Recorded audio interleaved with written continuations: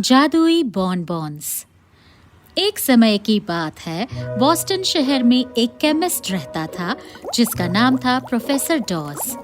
Chemistry कुछ लोगों को बोरिंग लगती है तो कुछ लोगों को दिलचस्प, पर बहुत कम लोग प्रोफेसर डॉस की तरह इसे समझ पाते हैं। दरअसल प्रोफेसर डॉस को नए नए आविष्कार करने का बहुत शौक था और कई बार वो अपने अलग अलग रसायनों को मिलाकर कुछ अजीब और जादुई चीजें बनाते थे। वैसे बहुत से लोगों को उन पर विश्वास नहीं था, पर जब आप मैडम क्लैरिबेल जितने टैलेंटेड हो तो आपको जिंदगी में किसी न किसी जादू की जरूरत जरूर पड़ेगी।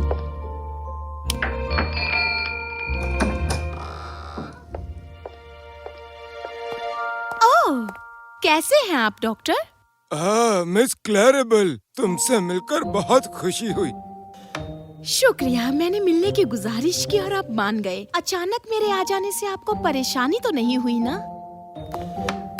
बिल्कुल नहीं, बल्कि ऐसे इंसानों से मिलकर तो अच्छा लगता है जिन्हें मेरे जादू में दिलचस्पी हो। तो मिस, बताइए मैं आपके लिए क्या कर सकता हूँ? प्रोफेसर डॉस, आप तो जानते हैं कि मैंने जब से होश संभाला है, मैंने बस एक ही सपना देखा है कि मैं स्टेज पर परफॉर्म करूं, वो भी थिएटर परफॉर्मेंस। अरे वाह, बहुत ही अच्छी बात है। बहुत ही बड़ा सपना है तुम्हारा। तो फिर तो तुम्हें एक्टिंग का अभ्यास शुरू कर देना चाहिए। पता नहीं, पर लोगों की भीड़ देखते ही मेरा गला सूखने लगता है। मुझे ऐसा लगता है कि उनके सामने जाते ही मैं अपनी लाइन भूल जाऊंगी। लेकिन ऐसा तो सबके साथ होता है। तुम्हें कुछ बुरे ऑडिशन से फर्क नहीं पड़ना चाहिए। ऑडिशंस? ये क्या होता है? तुम्हें नहीं पता कि ऑडिशन क्या होता है? क्या तुमने कभी स्टेज पर होने वाले नाटक में काम किया है? मैंने आपको बताया ना कि ऐसा सोचते ही मैं अपनी लाइंस और डायलॉग्स भूल जाती हूँ। अगर तुमने कभी कोई ऑडिशन नहीं दिया तो फिर तुम किस लाइन और ऑडिशन की बात कर रही हो? मैंने आपको बताया ना कि मैं भूल जाती हूँ। अच्छा, ठीक है। तो डांसिंग में तुम डांस करने में अच्छी होगी। हाँ, मुझे डांस करना पसंद है, पर जैसे आपको पता है कि मैं कभी भी बीट और रिदम पर नहीं रह पाती। अगर आप उसमें से बीट और म्यूजिक निकाल दें तो मैं बहुत अच्छी डांसर बन सकती हूँ। ओह, तो तुम बिना म्यूजिक और रिदम के अच्छा डांस कर लेती हो। और गाना? वहाँ भी बीट और म्यूजिक होता है, आपको पता है। इसके अलावा गानों में नोट्स भी होते हैं। क्या आप सुनना चाहेंगे? Twinkle twinkle little star.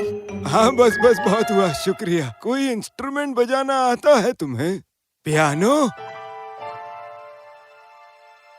ओह, याद आया, म्यूजिक, बीट्स और नोट्स और उंगलियां भी।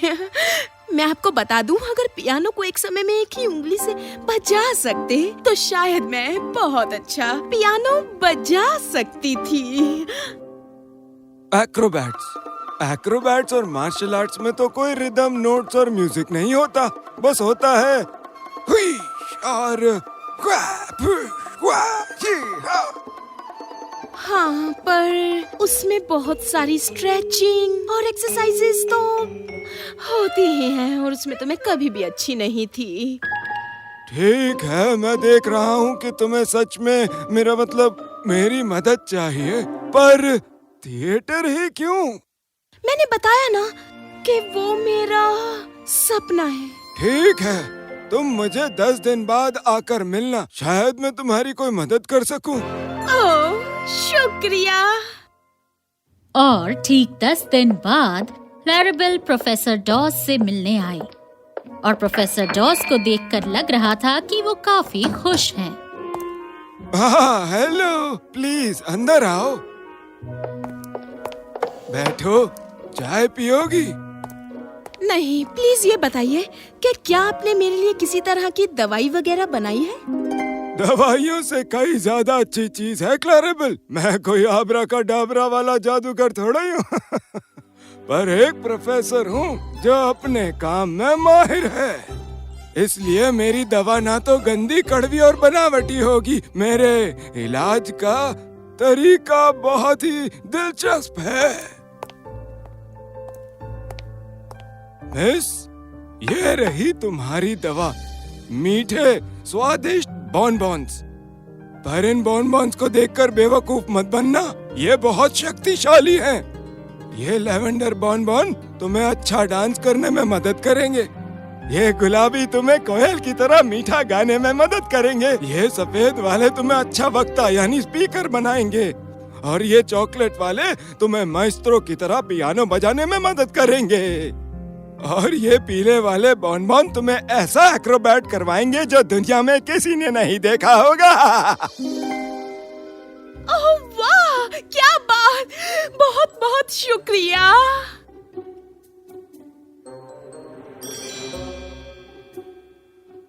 इन्हें ध्यान से इस्तेमाल करना, बहुत ताकतवर है। ओह, फिक्र मत कीजिए। क्लैरिबेल अपने खजाने को पाकर बहुत खुश थी। अब उसे स्टार बनने से कोई नहीं रोक सकता था। वो सपने देखने लगी कि हजारों लोग उसके आसपास खड़े हैं, उसके ऑटोग्राफ, इंटरव्यूज और उसके साथ फोटोज खिंचवाने के लिए। उसे सबके लिए अच्छा दिखना होगा, उसे अपने बाल अच्छे बनवाने होंगे, नए कपड़े खरीदने होंगे। तभी उसे रास्ते में एक बुटीक दिखाई दिया और उसने ड्राइवर को गाड़ी रोकने के लिए कहा। रुको, गाड़ी रोको, रोको, रोको, रोको, रोको। वो कपड़े खरीदने अंदर चली गई, लेकिन जल्दबाजी में अपना बॉनबॉन्स वाला बक्सा गाड़ी में ही भूल गई। तभी एक औरत जिसके पास काफी शॉपिंग बैग्स थे, वो अपनी बेटी के साथ वहाँ से गुजर रही थी और उसे वो कैब दिखी।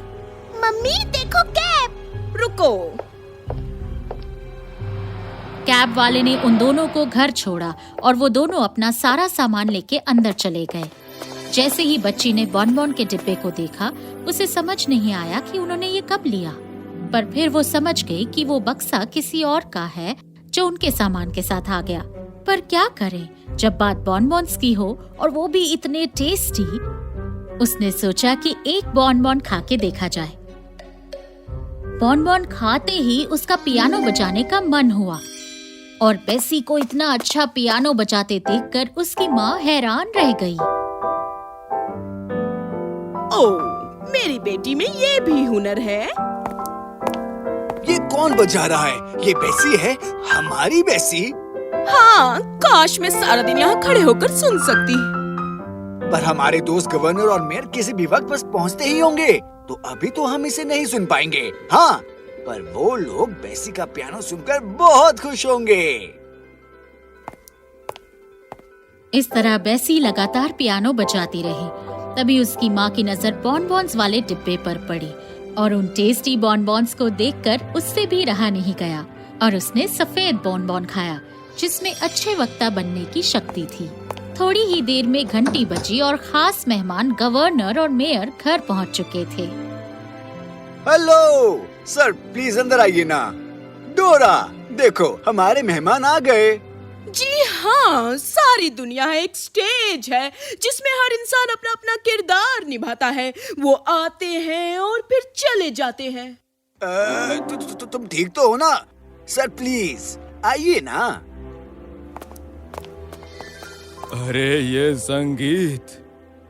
ओह, वो मेरी बेटी पियानो बजा रही है। उन सब ने बेसी के पियानो को सुना। बेसी के पापा मेहमानों के सामने अपनी बीवी की अजीब हरकत देखकर घबरा गए। तभी उसने भी बॉनबॉन के डिब्बे को देखा। घबराहट में उसने पिंक बॉनबॉन खा लिया, जिसे खाकर गाना गाने की शक्ति मिलती थी। मेयर और गवर्नर काफी देर से बॉनबॉन के बक्से को देख रहे थे, तो बेसी के पापा ने उन्हें भी बॉनबॉन्स खाने को दिए। मेयर ने तो पल भर में ही पीला बॉनबॉन खा लिया और गवर्नर ने हिचकिचाते हुए लैवेंडर वाला बॉनबॉन चुपचाप अपनी जेब में रख लिया बाद में खाने के लिए। उसी वक्त डोरा वहां आई और उसने उनसे डिनर के लिए चलने को कहा।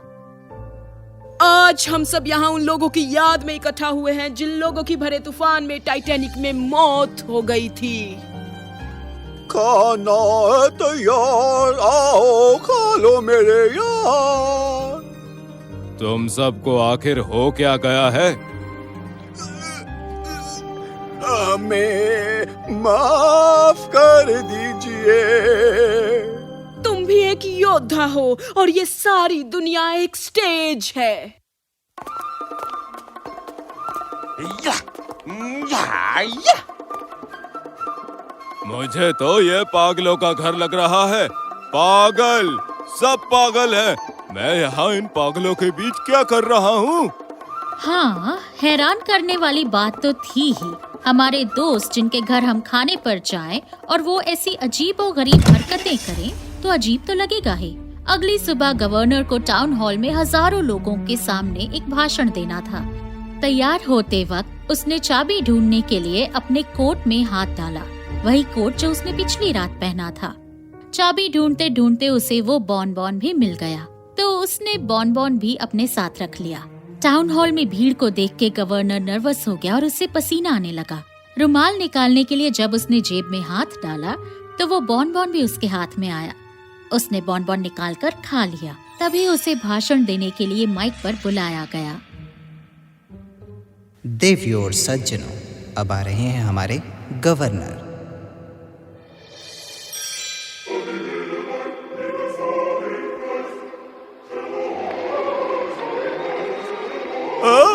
क्या ये हमारे गवर्नर है? अरे ये तो पागल है, हटाओ इसे। ये यहाँ क्या कर रहा है? इससे तो ऑफिस से निकाल देना चाहिए, बेहुदा।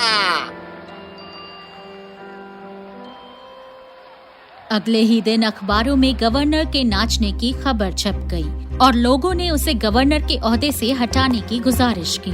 सब उसके ऊपर हंस रहे थे। जिस तरह उस दिन गवर्नर उन सबको देखकर पागल बोल रहा था, आज बाकी लोग उसे पागल बोल रहे थे। आपको क्या लगता है गवर्नर की इस अजीबोगरीब हरकत की वजह क्या हो सकती है? शायद वो काफी परेशान है। मुझे कुछ समझ नहीं आ रहा है कि हमारे गवर्नर इस तरह की हरकतें कैसे कर सकते हैं। पर जरा ये सोचो, उस दिन हम सब अजीब बर्ताव कर रहे थे, है ना? तुम भी डायलॉग्स बोल रही थी और बेसी पियानो बजा रही थी जैसे कि वो जानी मानी कलाकार हो। हाँ, तुम बिल्कुल सही कह रहे हो। रुको, क्या तुमने देखा जब गवर्नर ने डांस किया टीवी पर, उससे पहले कुछ खाया था?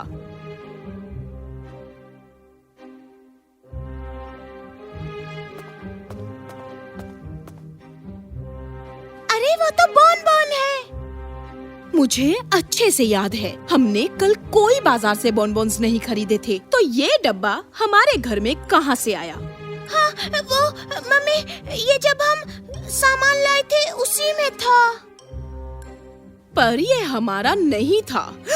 हमने कोई बॉन खरीदा ही नहीं था। हमें वो डब्बा नहीं उठाना चाहिए जो हमारा ना हो। बेसी, मुझे माफ कर दीजिए मम्मी, ऐसा फिर से कभी नहीं होगा। उन्हें शायद अभी भी पता नहीं था कि बॉन्स जादुई थे, पर जब प्रोफेसर डॉज ने ये खबर सुनी तो वो समझ गए। क्लैरिबेल ने वापस आकर प्रोफेसर डॉज से दूसरा पक्सा लिया। शुक्रिया, बहुत गड़बड़ हो गई। ये सब उस पहले डब्बे के गुम होने की वजह से हुआ। खैर, अब ये वाला सिर्फ तुम पर काम करेगा और इसका किसी और पर असर नहीं होगा। पर ध्यान रहे, इसका असर कुछ समय के लिए ही रहेगा। जब हम अपने सपने पूरे करने के लिए दूसरों की मदद लेते हैं तो वो कभी पूरे नहीं होते।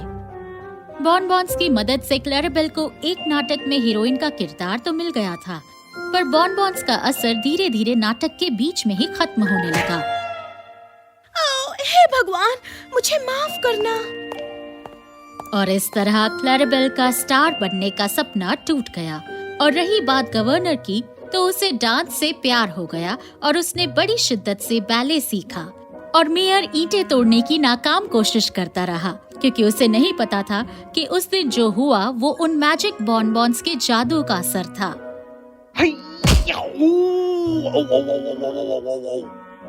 अब तो आप जान ही गए होंगे कि दूसरों का सामान उठाने से क्या होता है। हमें कभी भी ऐसा नहीं करना चाहिए। और उसके बाद क्लैरिबेल दिन रात प्रैक्टिस करने लगी। आखिरकार एक दिन वो बड़ी अभिनेत्री बन गई। अब वो समझ गई थी कि हमें अपने सपनों को पूरा करने के लिए खुद मेहनत करनी होती है। दूसरों पर निर्भर रहकर सपने कभी पूरे नहीं होते।